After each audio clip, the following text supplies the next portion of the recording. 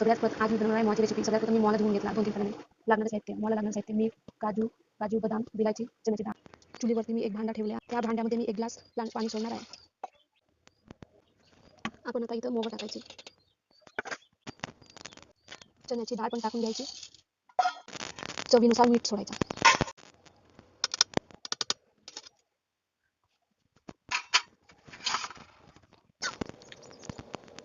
Plate झाकून शिज द्यायची मऊ होईपर्यंत. प्लेट काढून घ्यायची, मिक्स करून घ्यायचा. प्लेट झाकून आता मऊ होईपर्यंत शिजू द्यायची. चला तर आपली मोहाची फुलाची रेसिपी तयार आहे. रानातली मोहाची फुलाची रेसिपी शिजून तयार आहे. इथे मी काजू बदाम किसून ठेवलेला होता, तो मी इथे टाकत आहे. मिक्स करून घ्यायचा. तुम्हाला माझी रेसिपी कशी वाटली लाईक करा, शेअर करा, सबस्क्राईब करा.